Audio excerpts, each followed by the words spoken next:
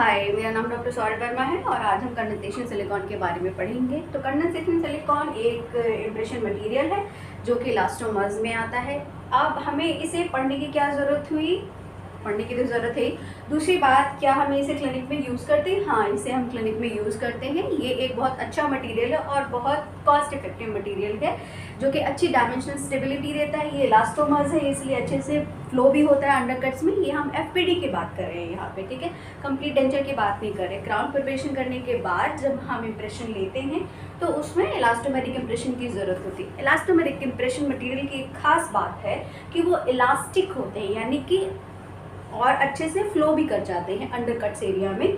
और जब हम अंडरकट एरिया से निकालते हैं मटेरियल को, थोड़ा सा इलास्टिक होते हैं, स्ट्रेचेबल होते हैं, तो स्ट्रेच होकर उस अंडरकट एरिया से निकल आते हैं और फिर अपनी ओरिजिनल स्टेबिलिटी को दोबारा अडेप्ट कर लेते हैं, क्योंकि स्ट्रेची होते हैं।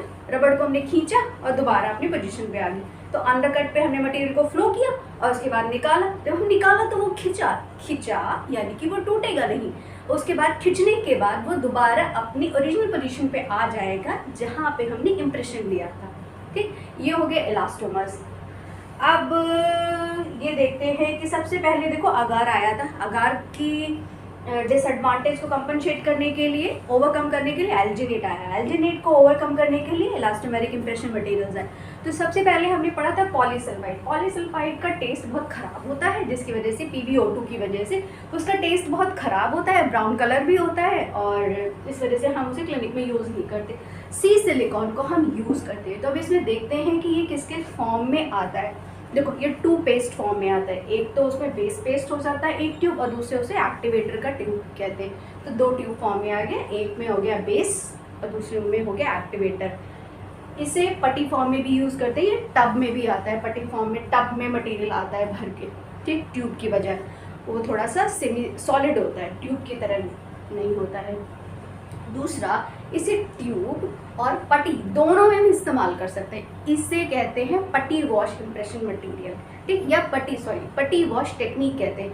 कि जो पट्टी थी, पट्टी को हमने ट्रे की तरह इस्तेमाल किया, ट्रे पे हमने ले लिया, उसके बाद हमने एफपीडी का इम्प्रेशन लिया। इम्प्रेशन लेने के बाद जिस दांत का हमने क्राउन कटिंग करी थी वहाँ पे फ्लोएबल वाला ट्यूब वाला मटेरियल हमने फ्लो किया और दोबारा इम्प्रेशन लिया। ये होता है पट्टी वॉश टेक्निक, जिसमें कि हम ट्यूब का भी इस्तेमाल करते हैं और पट्टी का भी इस्तेमाल करते हैं। ठीक, अब इसमें आ जाता है दूसरा क्वेश्चन कि कॉम्पोजिशन क्या होता है। तो कॉम्पोजिशन, इसमें एक बेस होता है ट्यूब, एक एक्टिवेटर ट्यूब होता है। तो बेस में होता है अल्फा हाइड्रोक्सी पॉलीडाइमिथाइल सिलॉक्सेट।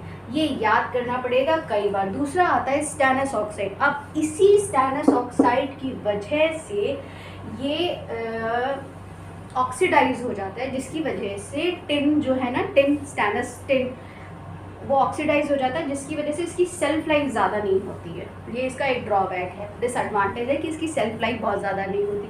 दूसरा हमें पढ़ना है कि रिएक्शन के बाद वाटर एक बाई प्रोडक्ट की तरह काम करता है, यानी कि इम्प्रेशन लेने के बाद जब हमने निकाला और थोड़ी देर तक रखा तो बाई प्रोडक्ट यानी कि ऊपर उसके पानी दिखता है, ठीक है, उसके ऊपर वाटर ड्रॉपलेट्स आ जाती है, वो इवेपोरेट हो जाती हैं। तो इम्प्रेशन में कॉन्ट्रैक्शंस आ जाते हैं, जैसे कि हम देखते हैं ना एलजी नोट को, कि हमने अगर बहुत देर तक इम्प्रेशन लेने के बाद बाहर रख दिया तो एकदम कड़कनाथ हो जाता है, कड़कनाथ हो जाता है, एकदम कड़क होके इम्प्रेशन से बाहर आ जाता है। इम्प्रेशन जो ट्रे होती है उससे छोड़ देता है और एकदम कड़कनाथ की तरह बाहर आ जाता है।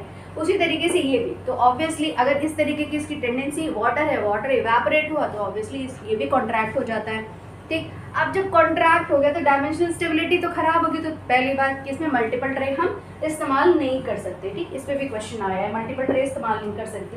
अब जैसे पॉलीसल्फाइड के लिए स्पेशल ट्रे की ज़रूरत होती है, ठीक है, सी सिलिकॉन के लिए इम्प्रेशन ट्रे की स्पेशलाइजेशन की ज़रूरत है कि नहीं, कोई स्पेशलाइजेशन की ज़रूरत नहीं है, नॉर्मल ट्रे से इम्प्रेशन ले लेते हैं। ठीक, दूसरी बात, टेम्परेचर का इस पर कोई इफेक्ट नहीं होता। जैसे कि पॉलीसल्फाइड पे हमने पढ़ा कि टेम्परेचर का इफेक्ट आता है, ठीक, रिएक्शन जल्दी होने लगती है हॉट टेम्परेचर में।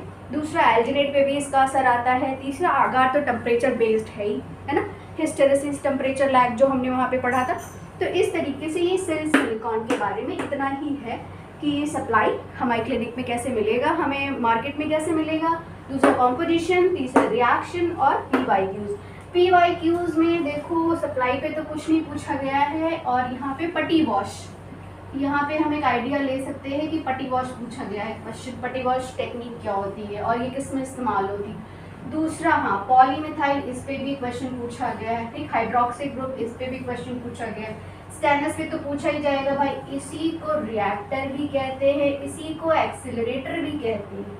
ठीक है, दोनों ही चीज़ें कहते हैं। इसे इस तरीके से रिएक्टर क्या होता है, एक्सीलरेटर क्या होता है, इस तरीके से भी पूछा गया। बाई प्रोडक्ट इसमें वाटर होता है, 5वां क्वेश्चन इसमें भी आया हुआ है। उसके बाद 5, 6, 7, 8, तो लगभग 8-9 क्वेश्चन बन रहे हैं और डायरेक्ट क्वेश्चन भी बन रहे हैं। अभी तक घुमा फिरा के तो क्वेश्चन नहीं पूछा गया है, डायरेक्ट क्वेश्चन इससे पूछे गए। Hope it's clear. और इस वीडियो के बारे में आपकी क्या राय है, प्लीज़ मुझे ज़रूर बताएं। Thank you.